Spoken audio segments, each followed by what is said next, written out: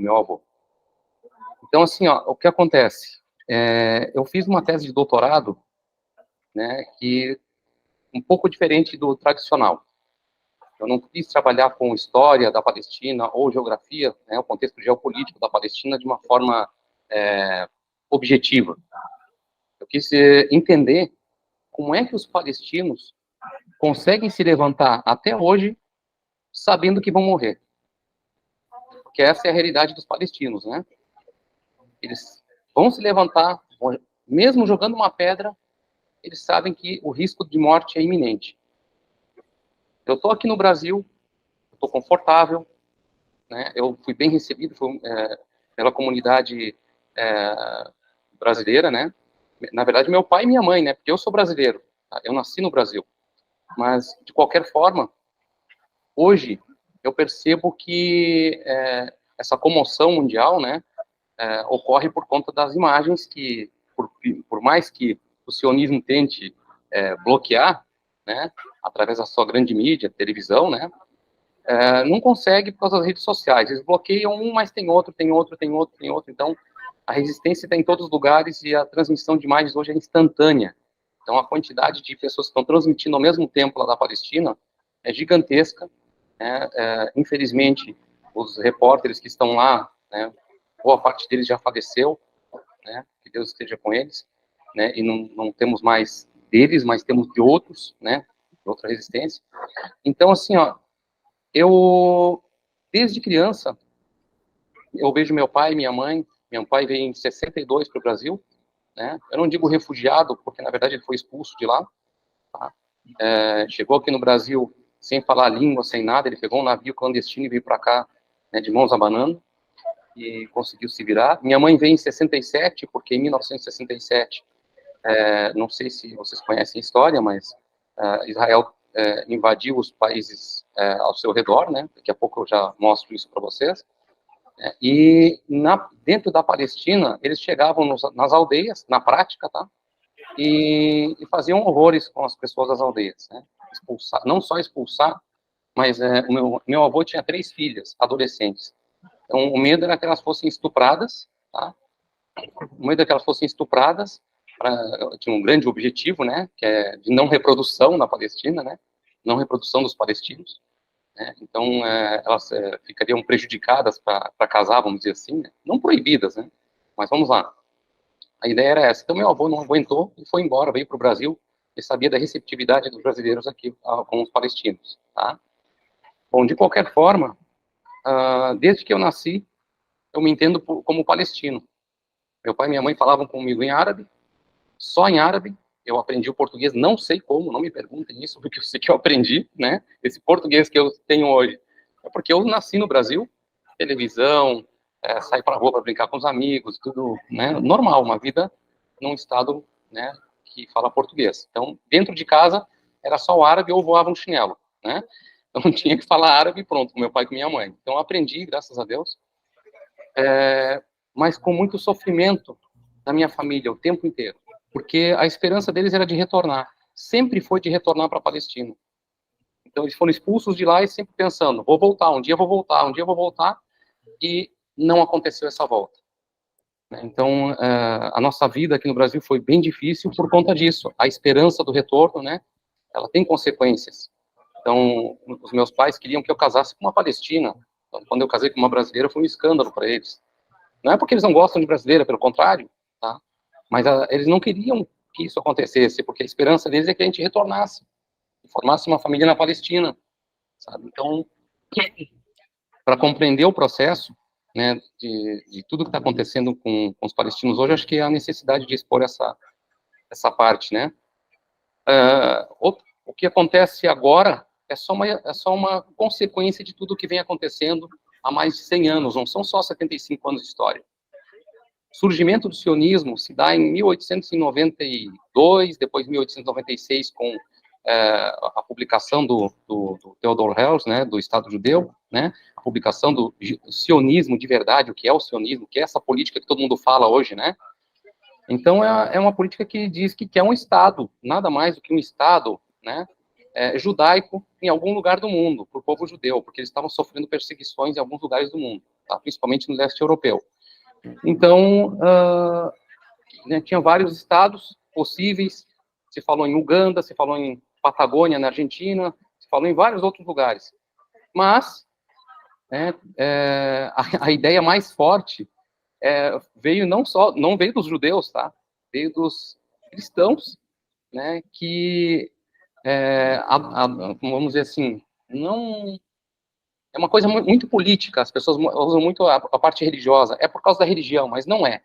Política. França e Inglaterra, né, na época Grã-Bretanha, né, naquela região, o Reino Britânico, vamos colocar assim, queriam se livrar do povo judeu. Vou simplificar, tá? De uma forma bem... Senão a gente vai ficar horas aqui discutindo isso. Eles queriam se livrar, né, daquele povo que vinha de vários lugares do mundo fugindo de perseguições. Então, olha, que melhor lugar do que a Palestina? Porque nós temos que pensar no contexto histórico. Naquela época, a Inglaterra, ela tinha a religião protestante, dominava bastante, né? Apesar de ter católico, de ter outras religiões, é a religião protestante que predominava na Inglaterra, no antigo Reino Britânico. Tá? Então, eles queriam que fosse na Palestina por simples interesse do Império. É uma região estratégica, é uma região justificada por religião, é uma região que não só estratégica, falando geopoliticamente, mas pensando em recursos, né? Aquela região começou, no início do século, começaram a se descobrir as fontes de petróleo no mundo, né? Tanto que era dominado pelo Império Otomano, né? Aquela região toda, todos os países árabes eram, tanto que nós éramos chamados de turcos quando chegávamos no Brasil, né? Então, o pessoal mais antigo deve saber disso, né? Eu lembro muito bem quando criança, turquinho, era só turco, eu não entendia por quê, até que eu vi uma identidade de um palestino escrita turco, né? De um palestino bem, né, dos anos 1900, 1800 e pouco. Então, libaneses, palestinos, sírios, todo mundo era turco, tinha nacionalidade turca. Então, o Império Britânico e o francês armaram os árabes. Não sei se vocês viram o filme Lawrence da Arábia, mas conta bastante a história de um tenente britânico que convenceu os árabes, né, a lutarem contra o Império Otomano. Aconteceu, lutaram, conseguiram, né, pensando que iam livrar os árabes do Império Otomano, né, e ficar com o seu país, né, a Arábia, né, a Grande Arábia, mas não foi isso que aconteceu. O que aconteceu foi uma divisão de toda aquela região pelo Império Britânico e francês. Eles dividiram ali, ficou a Palestina, Iraque e Jordânia com os ingleses, né, Síria e Líbano com os franceses. Então, ficaram sob domínio colonial de qualquer forma. Tá? Só que sobre a Palestina, o que aconteceu foi um mandato britânico. Eles não conseguiram colonizar a região com ingleses. Eles queriam, o objetivo deles era colocar os judeus lá dentro, né? Os judeus que eles não queriam, vamos deixar bem claro, os judeus não desejáveis, porque os judeus ricos, que traziam benefícios para a Inglaterra e para a França, como o Barão de Rothschild, por exemplo, que financiou terras na Palestina, tá? Até hoje, né, eles são donos de grandes empresas, multinacionais, bancos, tá? Eles dominam muito, né, em Londres e Paris, principalmente, né? Tanto que eu estive em Paris durante a minha tese de doutorado, eu fiz um doutorado de sanduíche, né? Tive uma experiência de 1 ano lá em Paris.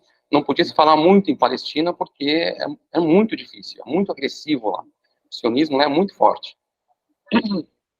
Então, em 1917, o Lord Balfour fez uma declaração para o Barão de Rothschild, né, dizendo que desejava, Vossa Majestade, né, desejava, né, um Estado judaico na Palestina.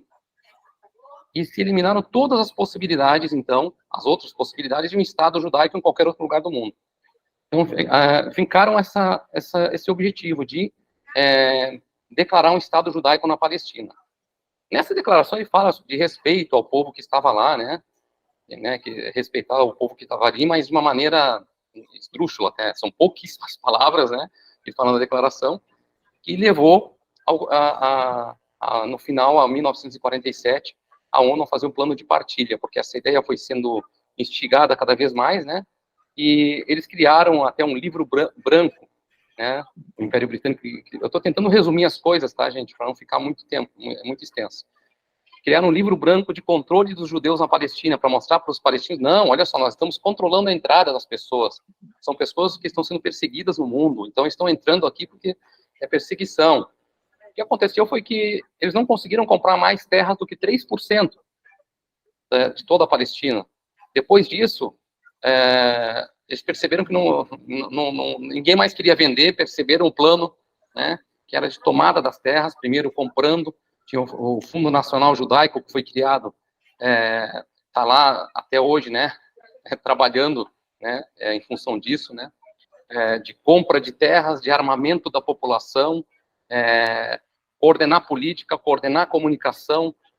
Então, com muita força, tá? Tem muita força até hoje esse fundo, porque é bancado por muitas pessoas, inclusive do Brasil, as grandes redes nacionais aqui do Brasil, redes de televisão, bancam isso, tá?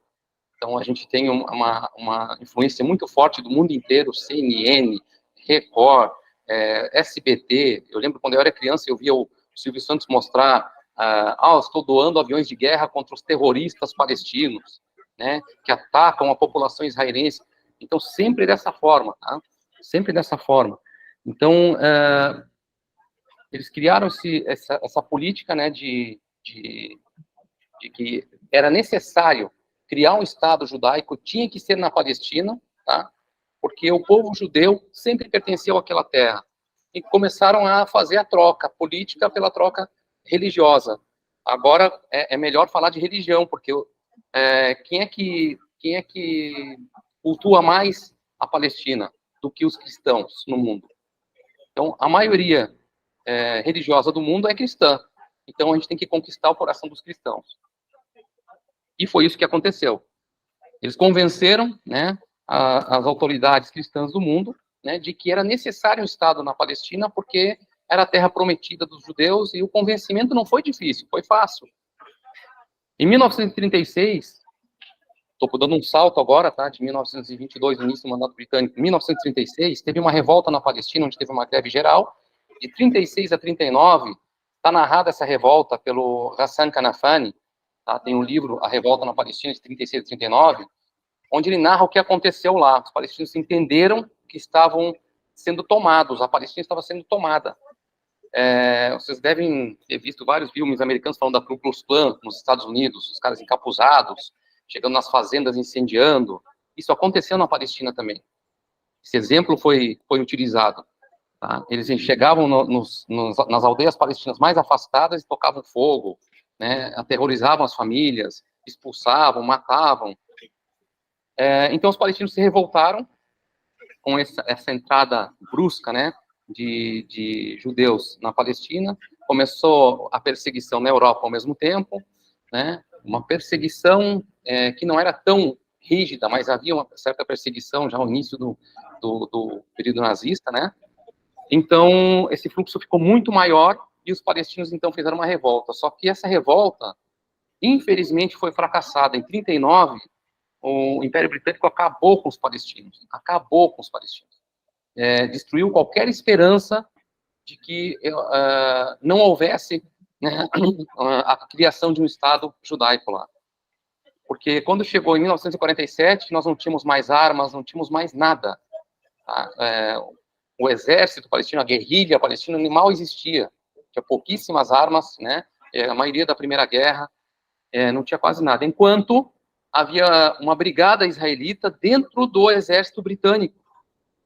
Então, estava formada uma brigada, ou seja, tinha um exército já israelita, né? Não vou dizer israelense, porque não existia Estado ainda de Israel, né? Dentro do exército britânico.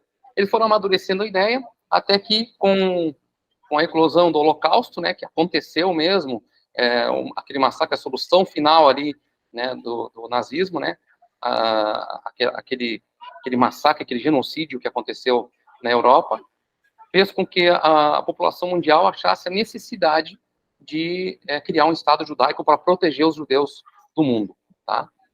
Então, quando chegou em 1947, houve um atentado, que eu estou falando resumidamente, essa equiparação à Ku Klux Klan são os grupos terroristas tá? Terroristas judaicos que se formaram na Palestina, tá? Porque eles realmente praticavam atos terroristas. Eu não estou falando porque eu sou descendente de palestinos. Eles praticavam atos terroristas. O maior deles foi no Hotel King David, em Jerusalém, onde eles mataram 91 diplomatas ingleses, tá? Porque eles não aceitavam mais a política britânica de controle da entrada de judeus. Eles queriam definir de uma vez. Com isso, o Império Britânico resolveu que não queria mais ficar lá. A gente não consegue mais controlar. Entregaram o mandato para a Liga das Nações, que hoje é a ONU. Em 29 de novembro de 1947, houve, então, o plano de partilha da Liga das Nações. Tá? Para a gente, é o dia da Nakba, né? O dia da catástrofe palestina, porque esse plano de partilha foi aprovado pela Liga das Nações. Então, eu vou ver se eu consigo compartilhar aqui, Daniel, se tu conseguir me ajudar. Eu quero fazer só um arquivo aqui mostrando algumas imagens, tá? Sobre plano de partilha e deixa eu ver se eu consigo abrir aqui. Só um segundinho, por favor. Aqui. Vamos lá. Eu não sei se vocês conseguem enxergar. Sim? Estamos vendo. Sim. Beleza, então. Aqui algumas fotos da minha tese, tá? Essa é uma foto do artista, do Francisco de Goya, né? Eu acho que representa muito a questão palestina, né? O que é hoje, o que sempre foi, né? Que a resistência, né? Sabendo que vão morrer, tá lá segurando, né, um muro, vai cair. Olha só como uma pessoa que está segurando atrás está esquelética, né?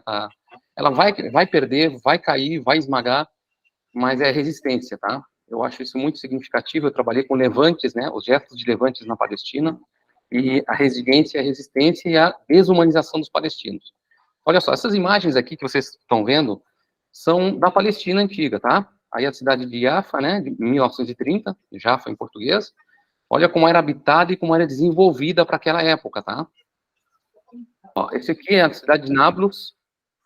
Por que eu estou mostrando essas imagens? Né? Porque foi um terremoto que aconteceu, o povo se juntou, tá, na mesquita de Nablus, porque muitas casas desabaram, foi uma tragédia, tá, em 1927. E só para mostrar que a política que eles lançaram é uma terra sem povo para um povo sem terra. Preste atenção no que diz aí, uma terra sem povo. O que vocês estão vendo aí, uma terra sem povo, então não é, né? Tá na cara que não é, né? Nós tínhamos cidades enormes, super desenvolvidas, portos, tá? Então, em 1948, olha o que eles fazem com a gente. Em 1947 foi apoiado o plano de partilha, né, da Palestina. Em 1948, os judeus simplesmente tomam as casas dos palestinos, começam a expulsar todo mundo de casa.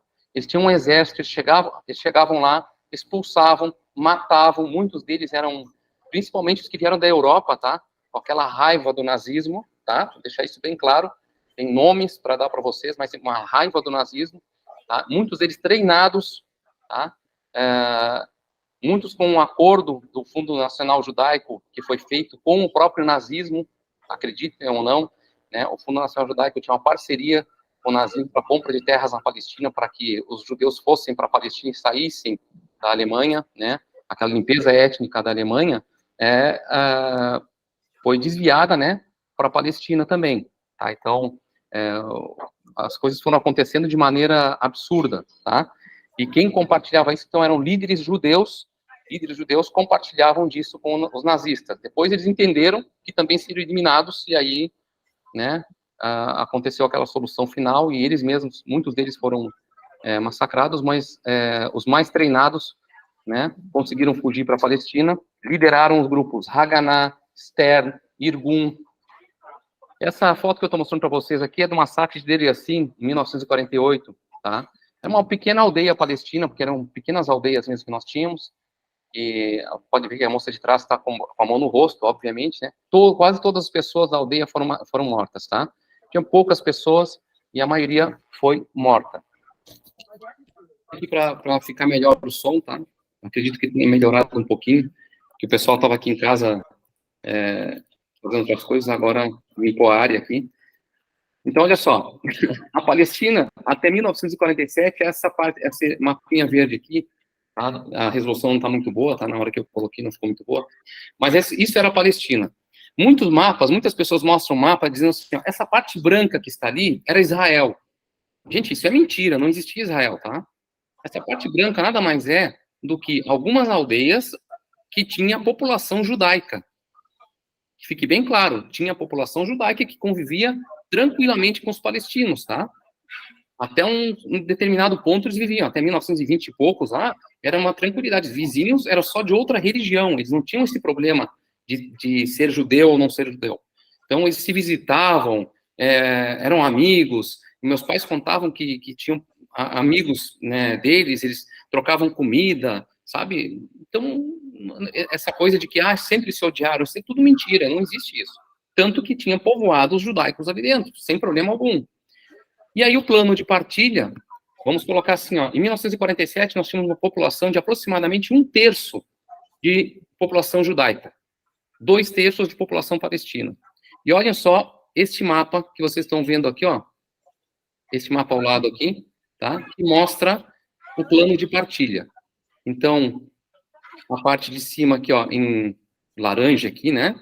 Alaranjado aqui, ó, o norte aqui, né, da Palestina ficaria para os palestinos inicialmente, a Cisjordânia, a faixa de Gaza, e essa parte a mais que era a extensão da faixa de Gaza, né, do lado do deserto do Sinai. Ficaria para os palestinos.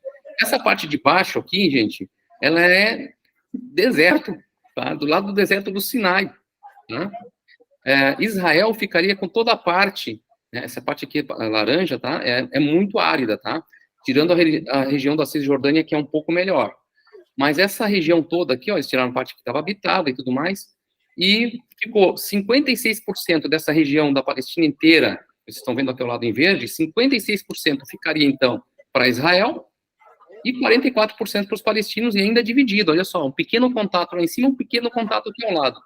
Essa parte de cima já, nós descartamos a possibilidade de devolução, porque como os palestinos não concordaram, os árabes em geral não concordaram, né, aí houve uma guerra, houve um levante, né, dos palestinos. Não, nós não queremos. Bom, essa não foi aceito, né, e simplesmente o que sobrou da Palestina depois, acho que eu botei a ordem errada aqui, ó. Aí, o que sobrou da Palestina depois é essa parte aqui, ó. Cisjordânia e faixa de Gaza, essa parte pequenininha da faixa de Gaza. Esqueçam a Península do Sinai nesse momento, tá? Então, o que sobrou foi só esse Cisjordânia e a faixa de Gaza para a Palestina, ou seja, reduziu o território, tá?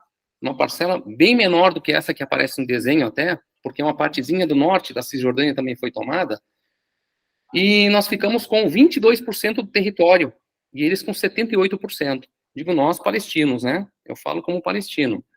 Então, 78% depois da criação do Estado de Israel, que a ONU aceitou, e pronto, acabou, foi um massacre atrás do outro.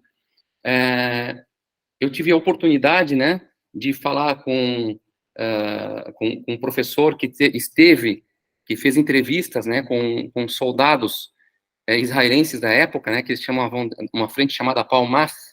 A Palmach é uma frente do Haganah, que virou o exército de Israel, né, era uma frente do exército de Israel que varria as regiões.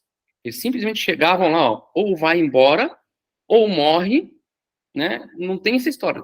Varreram todo mundo que estava nessa parte que diz Israel para a faixa de Gaza, em sua maioria. E uma boa parte para a Cisjordânia, tanto que tem campos de refugiados na Cisjordânia até hoje.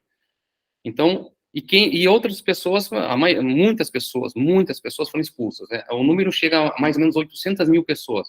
Tá? Cerca de 70 e poucos % da população palestina foi expulsa do país, tá? É muito, foi uma limpeza étnica.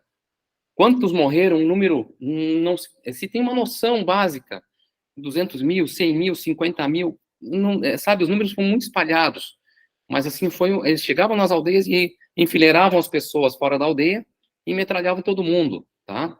Então, tem relatos de coisas horríveis. Então, massacres entre aldeias inteiras. Muitas delas estão extintas, tá? Inclusive, dentro da Cisjordânia, extinguiram algumas aldeias. Esse mapa que eu estou mostrando para vocês é a Guerra dos 6 Dias, de 1967. Então, de lá para, vamos dizer, de 48 a 67, um massacre atrás do outro, tá? Em 67, Israel diz que descobriu um plano do Líbano, da Síria, da Jordânia e do Egito para invadir Israel, né, para a exterminação de Israel.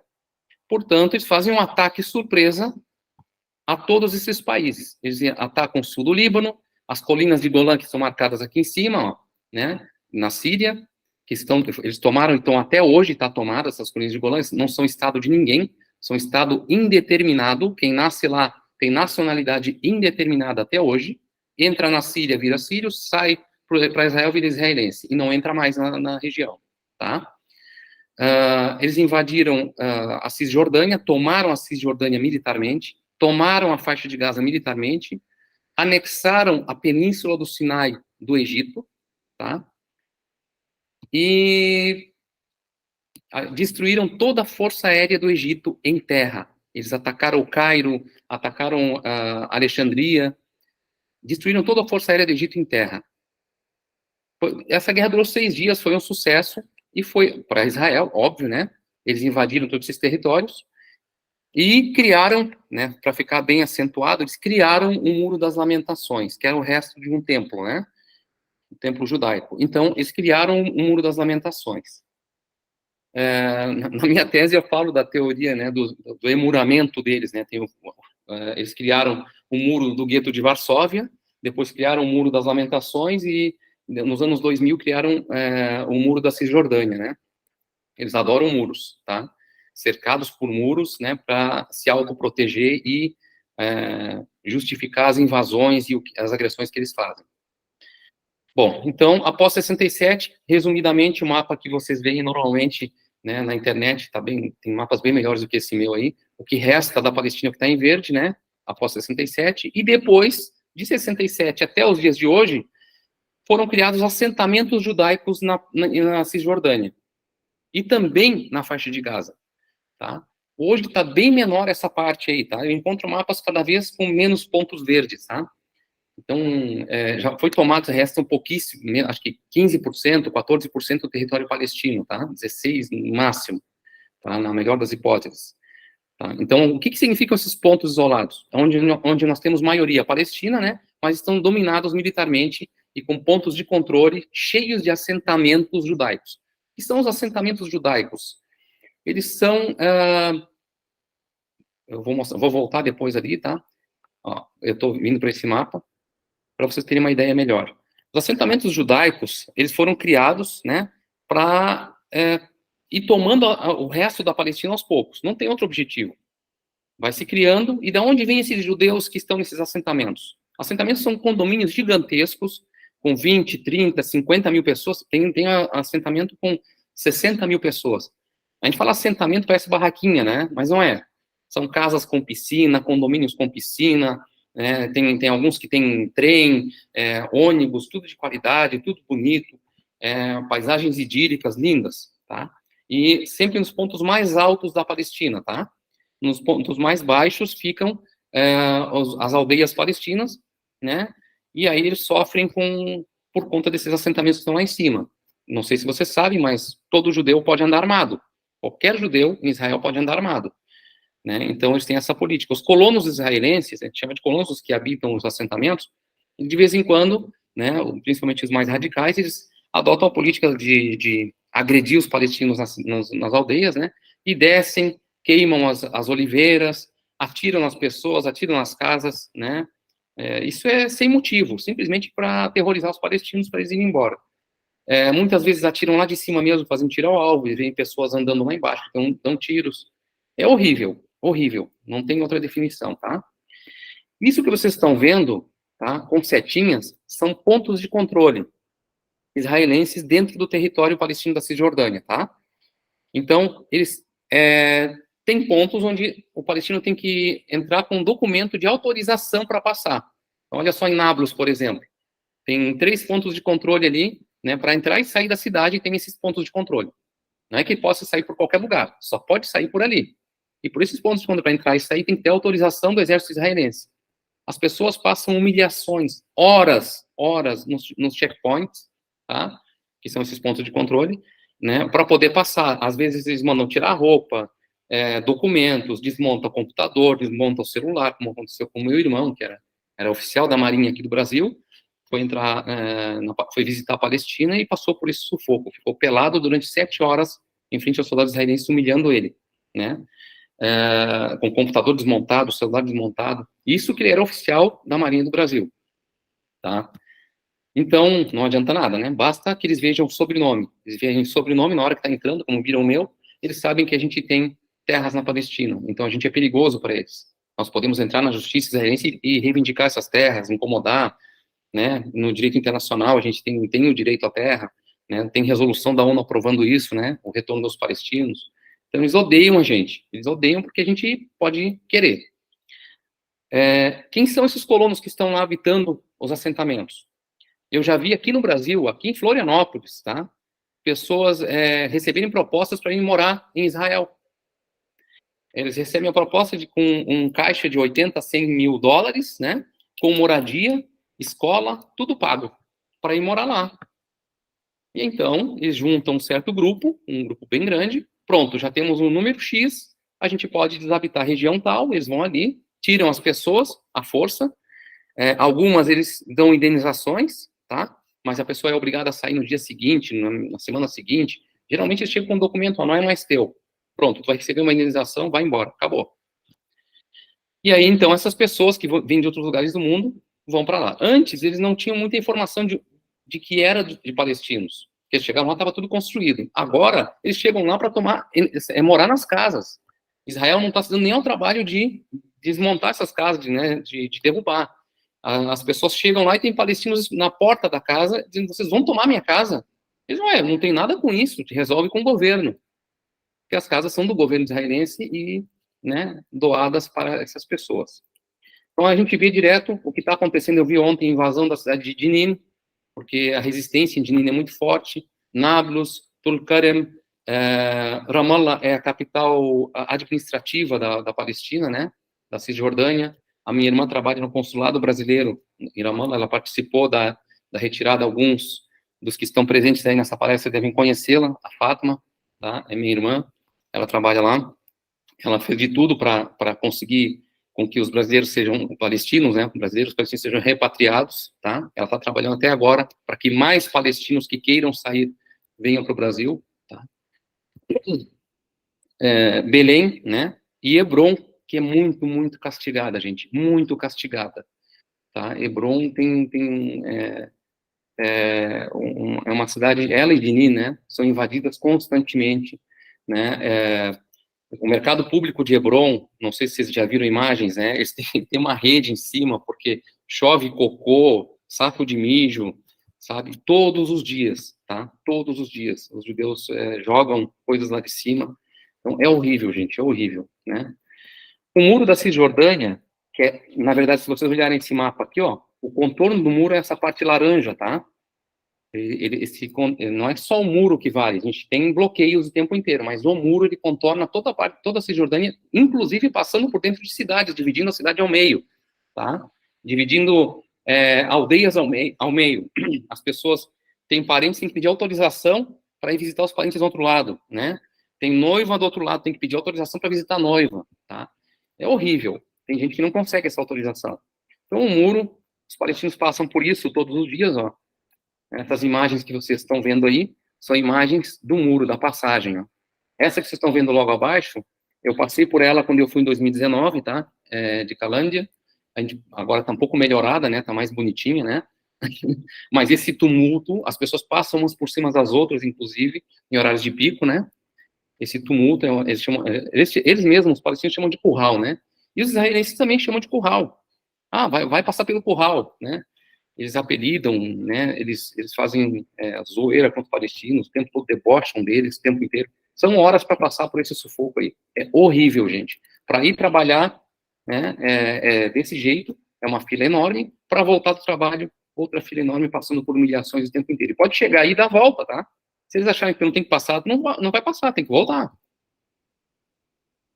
Aí a cena de um filme, né, mas isso acontece constantemente, é o filme Omar, não sei se vocês conhecem ou não, só botar Omar, né, filme palestino, né, israelense palestino, né, que fala da passagem, o rapaz esse vai visitar a namorada, né, Então, é só para exemplificar o que acontece, né? Aí são imagens de crianças palestinas na Cisjordânia, na faixa de Gaza, que sofrem o tempo inteiro, né?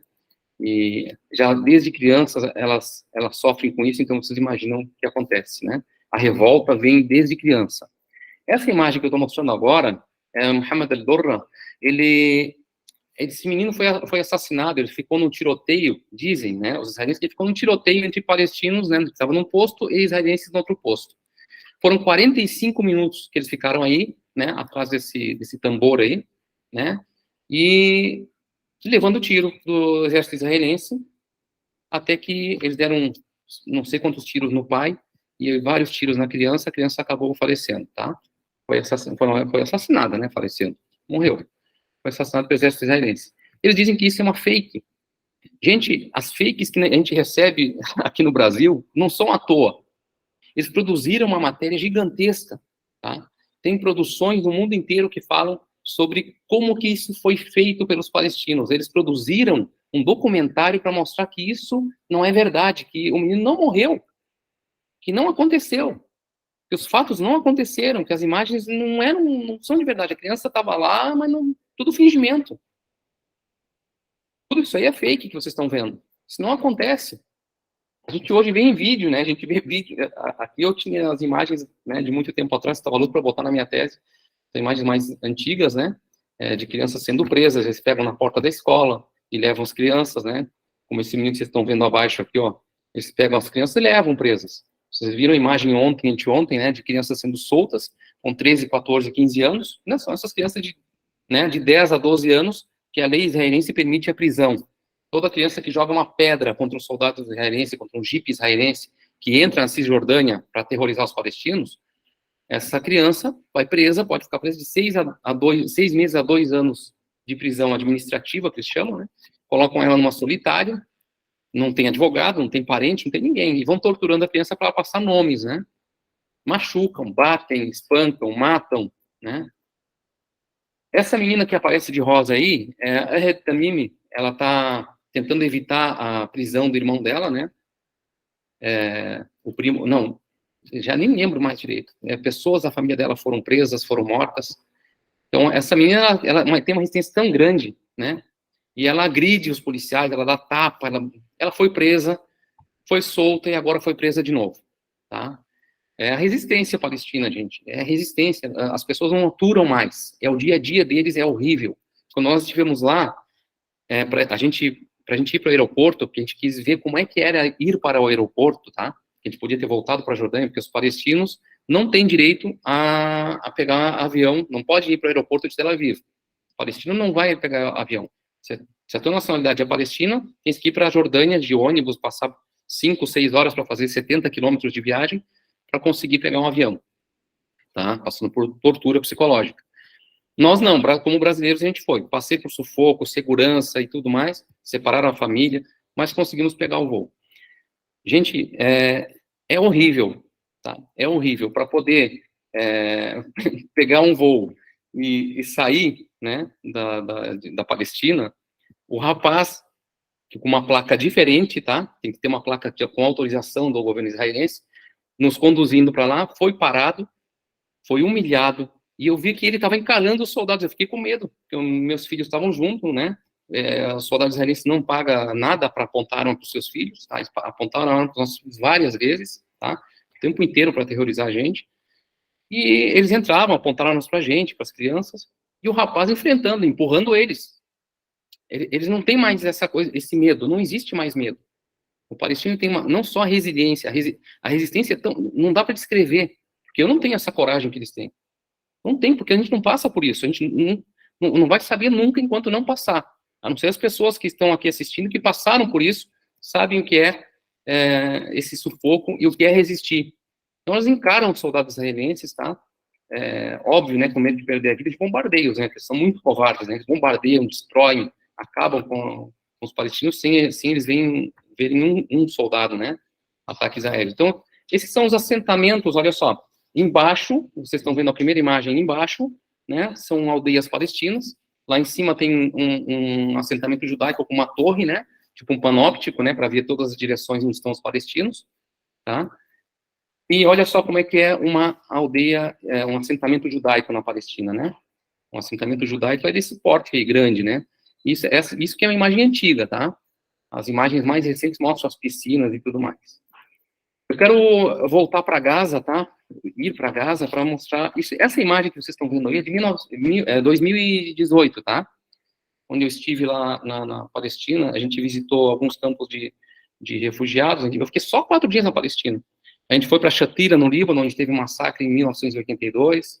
A gente viu como são as condições em que os palestinos não têm nem nacionalidade, né? Eles são refugiados palestinos, continuam sendo até hoje, 4ª geração de refugiados, não tem direito a nada no Líbano. Todo mundo acha, vai para outro país, né? Não tem ir para outro país, não tem direito a nada em outros países, né? Árabes, né? Eles esperam que a Palestina volte ou mantém eles, né, com uma situação de cidadãos que têm alguns direitos. Na Síria, por exemplo, deu muitos direitos para os palestinos. A Jordânia, plenos direitos. O Líbano não deu. Então, tem vários países que não deram. A Argélia, por exemplo, é fã dos palestinos. A luta deles é fantástica com os palestinos, a Tunísia.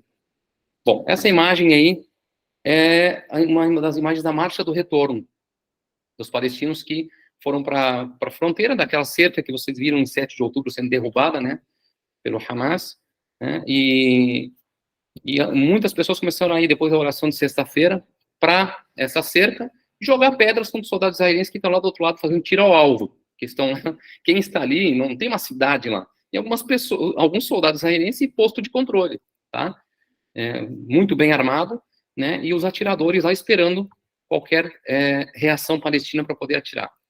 Então, essa imagem é muito marcante para mim. Olha só as grandes armas dos palestinos, porque eles não queriam, inicialmente, eles disseram assim, a gente não quer saber do Hamas. A gente quer só nossa liberdade, só quer sair daqui. Então, eles foram lá jogar pedras. E todos os dias que eles iam lá, morria gente, morria gente, morria gente. Então, olha só essa imagem, né? Para mim é chocante demais. Esse foi o embasamento da minha tese, tá, de doutorado.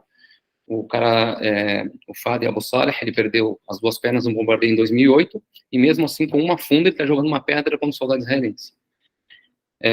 Uma semana ou 2 depois, ele foi assassinado pelo exército israelense, aí mesmo, tá? Eles atiraram nele, porque eles acharam perigosa essa imagem. A imagem, ele é perigoso demais, porque se essa moça vai, então, muita gente começou a ver essas imagens, voltando na internet, e começaram a ir também. Então começou a ficar cada vez mais perigoso, né? Pipas pegando fogo, sabe, as 1000 estratégias dos palestinos para agredir, né? Abu Thuraya, esse Ibrahim Abu Thuraya também foi morto, né? Ele também perdeu as pernas num outro bombardeio. Essa menina que vocês estão vendo é uma socorrista de 21 anos, tá? 21 anos. Ela se prontificou a socorrer, mas ela era feminista, ela atuava pela causa das mulheres. Então, ela deu várias entrevistas dizendo assim, primeiro eu quero libertar meu país, e depois a gente quer resolver os problemas internos, né? Resolver o problema das mulheres, coisa e tal. Todo mundo fala, tem machismo, tem isso, tem aquilo, né? O movimento LGBT. Ela falou muito, e enquanto ela estava socorrendo um rapaz que machucou o olho, né? Ela levou um tiro. Enquanto estava aí nessa posição que ela estava, ela levou um tiro e morreu. Pelas costas, tá? Um atirador israelense. Esse rapaz também, né, que vocês veem essa imagem em muitos lugares hoje, né, as pessoas usam, tá? Ele também, na marcha de retorno, foi em 2018 também. Ele levou um tiro, mas não morreu. Essa imagem, por incrível que pareça, ela não é de agora, ela é de um dos bombardeios de 2014. Esses bombardeios acontecem desde que o Hamas ganhou, né, as eleições. O Hamas é um partido político, tá, que venceu as eleições, certo? Eu digo partido político reconhecido por Estados Unidos e Israel naquela época, porque eles forçaram as eleições, Estados Unidos e Israel, sabendo que Hamas ia ganhar. Depois disseram, não dá, nós consideramos eles terroristas, porque eles tinham homem-bomba, aquela coisa toda. Então, depois não vale mais, né? Então, eles forçaram, sabendo que isso ia acontecer, para isolar Gaza. Tá? Os acordos de Oslo de 1993, né? 1993, 1994, eles reconheceriam um Estado palestino, tá? Yasser Arafat, líder palestino, Yitzhak Rabin, primeiro-ministro israelense, os dois com o intermédio dos Estados Unidos, né, o Bill Clinton na época. Ele fez, né, conseguiu um acordo de reconhecimento entre as partes. Só que esse acordo, ele era cheio de de fake news, né? E o Yasser Arafat mesmo assim topou, porque disse, pelo menos a gente vai ter alguma coisa, temos a esperança. Ele perdeu o apoio de muitos aliados, né, do mundo inteiro, inclusive de companheiros de luta, né, porque o acordo não era consistente. E realmente, Isaac Rabin foi assassinado um ano depois por um colono israelense. O Yasser Arafat foi isolado no seu quartel-general em 2002 e morreu, óbvio, né, ficou 2 anos no quartel ali e morreu. Ele morreu envenenado dentro do quartel. Há suspeitas de muitas pessoas, inclusive do seu companheiro, né, Abu Mazen, o Mahmoud Abbas, da autoridade palestina, né, mas suspeitas, né, porque hoje Mahmoud Abbas, ele governa a Cisjordânia, né, todo mundo fala, mas a Cisjordânia tem um governo. Cara, desde as eleições de 2006 até agora não tem eleições. Então, acontece a mesma coisa que com Hamas, não tem eleições também. Mas também as perturbações que acontecem na Palestina não permitem, né, que aconteça nada lá decente. Resolver problemas internos não existe. Tá? Então, essas imagens são, para mim, muito chocantes. Né? É vídeo, são imagens horríveis. Aqui são irmãos palestinos, né? A moça aí, ela tá com a perna amputada também, tá? Tem muitos amputados. Eu vou praticamente encerrar aqui com essa placa que eu fotografei ali na Palestina, né? Essa estrada leva à área A, né? Sob a autoridade palestina. A entrada de cidadãos israelenses é proibida, perigosa, né? Para suas vidas, né? E contra a lei de Israel, do Estado israelense. Então, ela dá em várias placas, então tem várias placas em várias avenidas, ruas, né, que dizem que é perigoso entrar ali, porque, gente, é mentira, gente. Tanto é mentira que muitos palestinos trabalham no lado israelense e eles não veem os judeus como uma ameaça ao ir trabalhar. Eles só querem ter paz, eles querem ter um Estado onde eles tenham plenos direitos, tá? Eles não veem as pessoas como, vou exterminar, vou matar, não acontece isso. Tá? Judeus vão para a Palestina, entram lá e não acontece nada. Agora, quando o soldado israelense entra na Palestina, nos territórios palestinos, armado, obviamente que ele quer fazer alguma coisa. Eles entram, atropelam crianças, matam as pessoas, levam reféns, prendem crianças, cometem atrocidades, expulsam as adolescentes. Então é horrível, não tem o que dizer. É isso que eu quero dizer para vocês. O sionismo é uma forma de racismo, de apartheid, de colonialismo, limpeza étnica, tá? Genocídio do povo palestino, tá? E os levantes que eu trabalho é isso, a gente tem que dizer um basta, tem que dizer um não, e é isso que hoje no Brasil e no mundo a gente está vendo. Graças a Deus a gente está vendo isso. Às custas de 15 mil vidas hoje, e talvez muito mais, tá? Eu, sinceramente, não tenho esperanças que Israel pare. Não tenho. Não tenho porque eu não acredito neles. Eles são muito, muito maus. Esses governantes hoje de Israel são muito maus. Tá? Não existe outra coisa. Eles querem fazer uma limpeza étnica e só vão parar quando eles quiserem. Eles têm um aval dos Estados Unidos. Tá? Essa apresentação termina por aqui, tá? A apresentação. Eu quero dizer, são só minhas palavras, tá? De que a minha tese, ela fala sobre isso. Eu falei o Daniel, quando apresentou, ele falou sobre psicanálise, né? O que faz com que os palestinos se levantem até hoje. Eu sei que os palestinos têm essa resposta na ponta da língua, né? É um Estado palestino, é liberdade, é paz. É exatamente isso. É o que os palestinos desejam, tá? Então, a gente quer que os palestinos desejam o retorno à sua terra natal. Os que querem retornar, que retornem. Muitos, por exemplo, no Brasil, dizem assim, não, eu gosto de ver no Brasil, porque é tão receptivo quanto na Palestina, sabe? Se encontraram aqui. Mas o direito do retorno, sabe? Eu acho que isso não poderia não existir, né? Então, tudo tem previsão em resoluções da ONU, retorno, reconhecimento do Estado. Israel não respeita nada disso, nada, nada, nada, tá?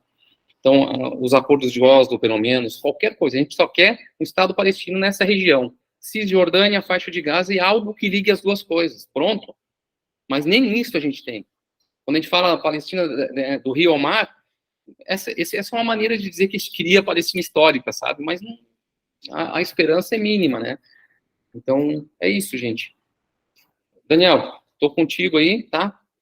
Agora não sei o que a gente, acho que já expus demais, né? Se não fica só expositivo, fica muito longo, né? Acredito que tenha falado bastante, tá? Tem muitos detalhes aí no meio, tá? Que eu não consegui falar, obviamente, né? os filósofos que eu estudei e tudo mais, o Didi Uberman, que o Daniel citou, o Achille Mbembe, eu conheci pessoalmente lá na França, tá? Sentei com eles numa mesa, né? Tive o grande prazer de estudar esses grandes filósofos e trabalhar com eles. O Didi Uberman, ele é um filósofo judeu tunisiano, tá? Só para deixar claro. Ele me convidou, quando eu conheci ele num evento aqui em Buenos Aires, para fazer a tese, porque ele disse, apesar de eu escrever sobre os judeus, de falar sobre Israel, qualquer coisa que eu fale, eu sou repudiado em Paris. Então, ele criou forças, tanto que quando eu estava lá terminando a minha tese, eu disse, peraí, não termina ainda. Tem mais um livro que esse você tem que colocar. O livro dele, ele é filósofo, né? Desejar Desobedecer, né? Isso é o que nos levanta. Né? Então, ele fala da resistência palestina. Na maioria, ele fala do que aconteceu com os judeus no nazismo, no Holocausto, e ele dá um salto, né? 67, e então ele fala o que acontece com os palestinos. É fantástico o que ele fala ali. Tá? O livro não tem tradução ainda, acho que só um capítulo foi traduzido. A gente está vendo essa possibilidade, e eu fundamentei um capítulo da minha tese nisso. Tá? Muito, muito bom. Tem várias referências de intelectuais palestinos para serem estudados nesse livro. Tá? Depois eu passo a referência para vocês. É isso por enquanto. Acho que agora com a coordenação da Júlia e do Daniel. Professor, tu disse que falou bastante, mas eu estava aqui falando para o Dan agora há pouco. Podia continuar falando, porque é tão rico esse debate, essas falas, e a gente precisa tanto, porque que nem a gente aqui, a gente fala sobre as coisas, mas falar de alguém a fala de alguém que esteve lá e que tem propriedade para falar, ela é muito enriquecedora para nós que estamos ouvindo. Já te agradeço mais uma vez, porque sim, tá maravilhoso. E aí eu vou te pedir depois, se tu puder passar para a gente também, o nome dos filmes que tu falou, dos livros ali que tu citou. E aí a gente está querendo fazer um cine debate aqui também, então passar um filme, passar um documentário, alguma coisa assim, e fazer um debate depois. Essa é a nossa ideia aqui também para o próximo evento. Só mais uma coisinha, tá? Aproveitar Desculpa, não te ouvi. Só mais uma... Tá ouvindo agora? Agora tô, Tá. Aproveitando e fazer uma propaganda, olha só. Eu criei um grupo, tá? Um núcleo de pesquisa de estudos do mundo árabe, tá? Já está cadastrado no CNPq e com linhas de pesquisa. Então, aqueles que quiserem depois se prontificar a trabalhar nisso, tá? Eu estou divulgando que a gente já tem pessoas do Sudão, países árabes, né? Mauritânia, Sudão, a gente conhece de Argélia, Tunísia, na França. A gente está fazendo um grupo bem grande, de nível internacional, tá? E de estudiosos aqui. Qualquer pessoa que queira ter conhecimento, queira trabalhar, e dentro desse grupo tem linhas de pesquisa. Então, tem sobre a Palestina, geopolítica do Oriente Médio, língua e cultura árabe, religião. Então, tem vários pontos que a gente pode trabalhar, e de língua e cultura tem essa parte do cinema, tá?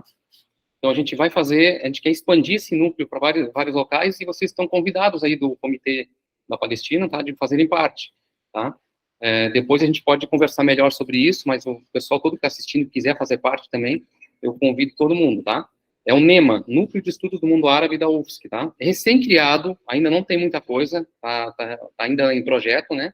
Mas eu convido todos a darem ideias e a gente poder debater sobre isso futuramente. Tá bom? Desculpa, tá, Júlia, te interromper para fazer Imagina! uma rotina aí, né? Tá bom? Claro, pode abrir, e a gente tem aqui vários professores também presentes na sala, e é sempre boa essa troca também. Se quiser, manda para a gente depois, que a gente passa para os companheiros aqui também. Agora, eu vi que a Eli levantou a mão, e eu vi que tem algumas perguntas no chat ali também. Eu e o Dani estavam conversando aqui, e de repente a gente podia, se vocês acharem que é interessante também, a gente abrir a palavra. Eu vi que a Eli está com a mãozinha levantada, mas a gente abrir a palavra para o pessoal que estava lá na faixa de Gaza, se eles quiserem fazer uma fala, e o Mohamed, se puder nos ajudar, ver com eles o que eles acham, e se temos essa disponibilidade. Qual dos Muhammads? Deixa claro, tá? Falou Muhammad, deve aparecer mais alguns aí, ó. Pois é, eu disse para o Dani, eu passei para ele a tarefa de falar os nomes, porque ele já está melhor. Eu ainda estou assim, ó. Eu consegui chegar no Mohammed, aí, pronto, acabou, gente. O meu árabe tá falindo ainda. E, enfim.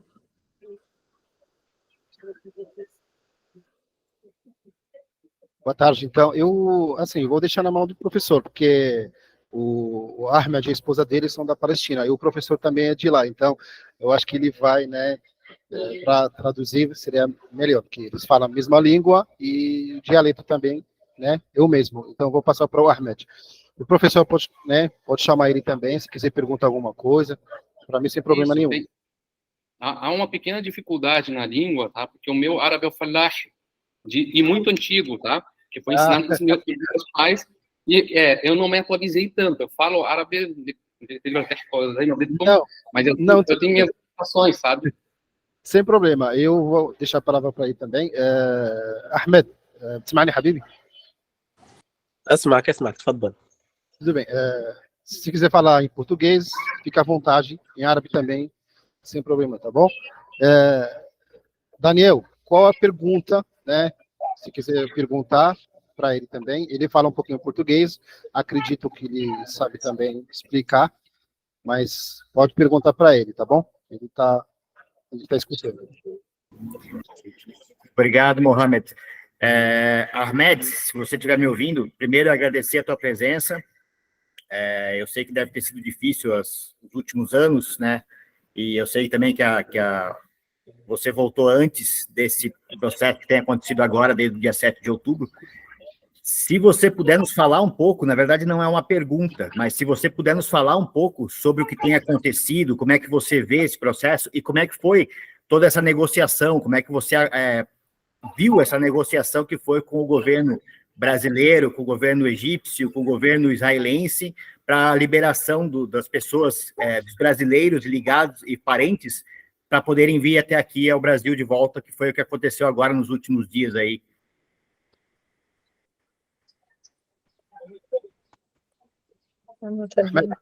أنا أسمعك تفضل. فهمت عليه ولا ترجم لك؟ لا ترجم لي يا ريت والله.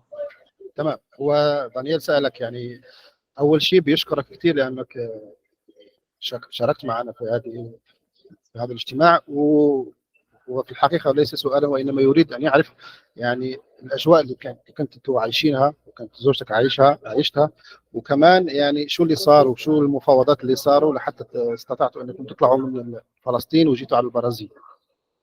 يعني يحكي عن يعني أنت تعرف باختصار، يعني شوف احكي براحتك، مو مشكلة.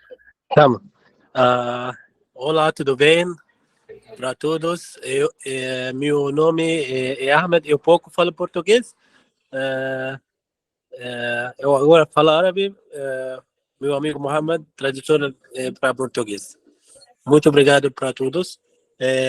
أول شيء اللي صار إنه إحنا عايشين في البرازيل بشكل طبيعي، نزلنا على زيارة الأهل في فلسطين وتركيا، واثناء هاي الفتره صارت الحرب، وكانت طبعا زوجتي وابني خلال فتره الحرب موجودين في غزه. طيب انا حترجم شوي بشوي، تمام؟ عشان نخليهم كمان. تمام. Então, ele falou que eles moram aqui no Brasil, né? Normal, eles têm documentos, têm tudo, e de vez em quando eles fazem, né, uma visita para a família lá na Palestina e na Turquia. تمام. وخلال هاي الفترة طبعا نشبت الحرب في قطاع غزة، وكانت زوجتي وطفلي موجودين برفقة العائلة، عائلتي وعائلتها، وطبعا كانت الظروف جدا قاسية خلال هاي الفترة. Ele falou que a esposa dele e o filho dele, né, ele viajou para a Palestina, né, antes, né, da guerra. Aí, quando ela chegou lá, começou, né, o genocídio. Infelizmente, ela estava lá. Então, ela viu tudo, infelizmente, sofreu muito. طبعا خلال هاي الفترة كانت الظروف صعبة، لأنه تم من يوم 8 أكتوبر تم قطع الماء والكهرباء والإنترنت وكل الاتصالات عن قطاع غزة. Nesse momento, em 8 de outubro, o Israel cortou água, cortou luz, cortou tudo, entendeu? Na faixa de Gaza. Então, eles ficaram sem luz e sem energia, sem água. sim. وخلال هذه الفترة طبعا انقطع الاتصال عدة مرات مع زوجتي ومع أهلي، يعني كانت تأتي بعض الأيام 4 أو 5 أو حتى أسبوع يأتي وأنا لا أستطيع التواصل مع أي أحد فيهم، وحتى لا كنت يعني لا أدري أي خبر عنهم. يعني تخيل أنه خلال مدة أسبوع لا تتواصل مع أهلك ولا تدري هل هم أحياء أم أموات. Nesse momento também ele falou que ele sofreu muito porque às vezes ele fica mais de uma semana, 5 dias, 6 dias, sem conseguir falar com a esposa dele, sem saber as notícias também. Então ele sofreu muito também. طبعا منذ اليوم الأول تم التواصل معنا من السفارة البرازيلية الموجودة في فلسطين من أجل جمع معلومات العائلة والترتيب لموضوع إخراجهم من غزة. Ele falou que a embaixada do Brasil lá, né, na Palestina, entraram em contato com ele para saber mais sobre a família dele, né, para resgatar, né, a esposa e o filho. وطبعا حاولت السفارة البرازيلية عدة مرات إخراجهم من قطاع غزة، لكن مع الأسف مرات كثيرة تم إغلاق المعبر، مرات كثيرة تم يعني لم يتم التمكن من تنسيق خروجهم من غزة. Ele falou que a embaixada já tentaram, na verdade, várias vezes, né, para tirar a esposa dele lá e o filho, mas infelizmente não conseguiram, porque o Israel fica fechando as fronteiras, então tive dificuldade de resgatar o filho e a esposa. يعني تقريبا كعدد الأيام تقدر تحكي إنه من أول يوم حاولوا في خروج، يعني أخذوا معلوماتهم لحتى إخراجهم من غزة تقريبا 45 يوم. O total dos dias, ele falou, no começo, que a esposa dele ficou lá dentro, então, o total é 45 dias, até o dia que ela conseguiu embarcar na fábrica. طبعا بهذه اللحظة يعني الظروف ما زالت صعبة جدا. يعني أنا بعد ما رجعت زوجتي هون حدثتني عن ظروف كثير كانت موجودة فيها، هي مرت فيها. إذا حابين تسمعوا منها بشكل مباشر أنا ممكن أخليها تحكي مباشر على هذا التليفون. لغتها البرتغالية أفضل نوعا ما من اللغة البرتغالية عندي. تمام. Ele falou, então, nesse tempo, então, a esposa dele, ela estava lá, então ela sofreu muito, infelizmente, ficou muito triste por causa do que estava acontecendo lá dentro. Muitas pessoas estavam morrendo, muitas crianças estavam morrendo, e ainda, né, infelizmente. Ele falou que ela está do lado dele, ela pode falar, se vocês quiserem, então ela pode falar também. تفضل اخي احمد. هي بتحكي برتغالي؟ لا هي تحكي عربي، خليها تحكي عربي. Tá, ela vai falar em árabe, tá bom? Eu vou traduzir. Se tiver algum problema com a minha tradução, porque eu não falo muito bem português também, mas eu estou esforçando, tá? Mas tá dando para entender tudo. Boa tarde, tudo bem? Boa tarde. Boa tarde. Eu sou Samira Hassan. Estava em faixa de Gaza com o meu filho. A situação em Gaza está muito difícil. Não tem água, nem eletricidade, nem comida. Tem muitos dias nós não comemos, só comemos biscoito, biscoito bros todo dia.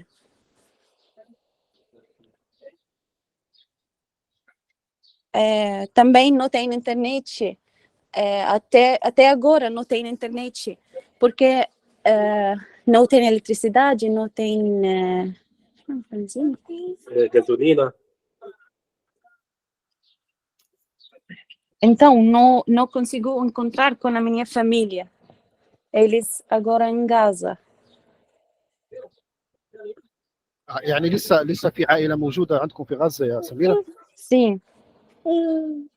ela falou que ainda tem, a família dela está em faixa de Gaza ainda. É a família do meu esposo também. A mãe e as irmãs dele. Aham. Desde o primeiro dia na guerra, o meu marido não conseguiu falar com a família dele.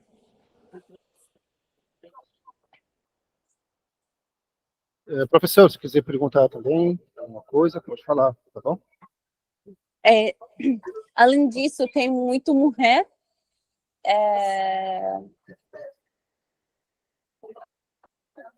Tem o som do bombas também.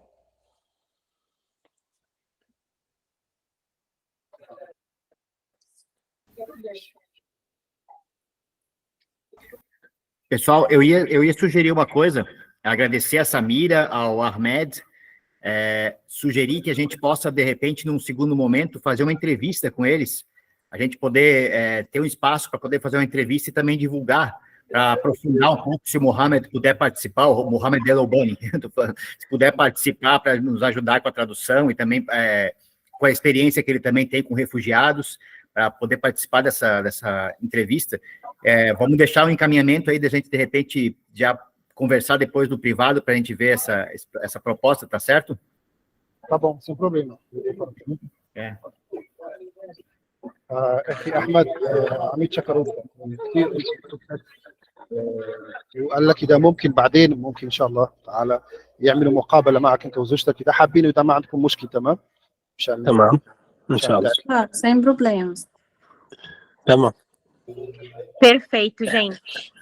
A gente vai, então, se pudermos abrir para as perguntas do pessoal, e aí o professor Mohamed e quem puder responder para a gente também. Eu tenho uma pergunta, se puder, antes de começar. Claro. Ao professor.